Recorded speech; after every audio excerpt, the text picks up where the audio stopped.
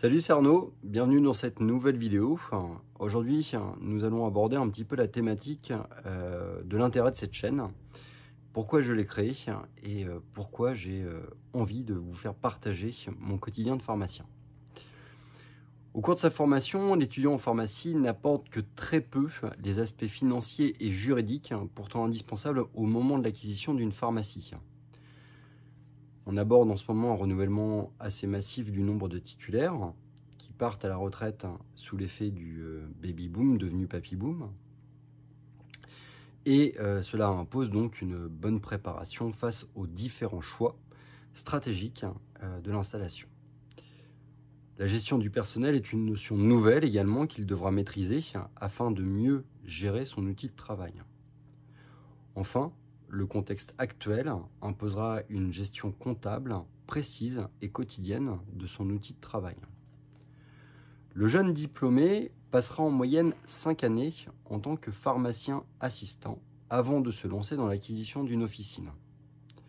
Cela lui laisse donc un peu de temps pour maîtriser déjà l'univers pharmaceutique, mais également certaines méthodes indispensables à la gestion d'une entreprise, également une opinion sur les choix que doit faire un pharmacien souhaitant devenir titulaire. En effet, le statut de salarié et d'entrepreneur n'ont rien de comparable et le jeune titulaire s'exposera ainsi à de nombreux risques. Le premier risque d'abord est déjà un risque financier, car l'achat d'une pharmacie est un investissement financier qui, au bas mot, peut coûter entre 1 million et 1 500 000 euros. Ce coût sera à la fois supporté par la banque, grâce à un projet qu'il faudra défendre, mais également grâce à ses propres deniers et à ceux de sa famille. Un risque social également, car l'entreprise sera vectrice d'emplois et la bonne santé de l'entreprise sera la garantie de ses emplois.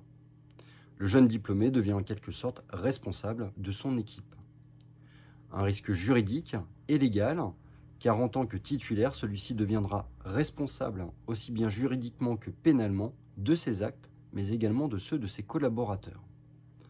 Enfin, un risque personnel, le diplômé s'investissant d'autant plus dans son entreprise, sachant que sa qualité de vie va être en relation directe avec la santé de son officine. La profession pharmaceutique étant soumise à un cadre légal strict, il apparaît nécessaire également durant ces différentes vidéos de faire un rappel des différentes lois régissant l'accès à notre profession et celles qui nous permettent d'exercer. Cependant, il existe d'autres aspects aussi importants tels que la fiscalité. Nous aborderons ainsi le système de calcul des impôts, mais également le choix à faire afin de les optimiser. L'aspect juridique présentera les différentes sociétés vers lesquelles le pharmacien peut se tourner, mais également les éléments à prendre en compte et qui détermineront le choix de sa structure juridique. Enfin, un aspect social permettra donc de parler des différentes couvertures que peut prendre le titulaire à titre personnel, mais également à titre professionnel, de façon à protéger ses biens ou ses employés. Dans ces différentes vidéos, nous verrons les différents interlocuteurs qui sont liés à l'acquisition d'une officine, les différents éléments à analyser lors de l'acquisition de l'officine. L'acquisition nécessitera également la connaissance de certaines notions telles que le plan de financement, les formalités liées à l'achat, les éléments qui peuvent pérenniser et sécuriser l'achat. L'acquisition peut être également à l'origine de problèmes après la cession. Ces problèmes pourront être à l'origine d'une modification de clause, voire même de la compromettre. Seront également abordés dans ces vidéos la gestion comptable de l'officine, avec notamment les différents instruments qui sont à la disposition des titulaires pour bien gérer sa boîte, la gestion du capital humain, avec les moyens de gérer des conflits au sein d'une équipe, les moyens de motiver une équipe ou de bien la sonder. L'agencement sera également abordé, avec les différents moyens pour améliorer et optimiser son outil de travail, ainsi que les démarches administratives qui sont liées.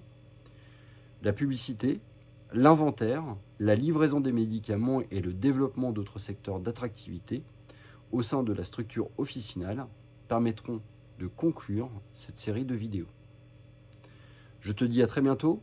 N'hésite pas à laisser des commentaires si tu veux avoir plus de contenu. N'hésite pas non plus à t'abonner à cette chaîne. À très bientôt.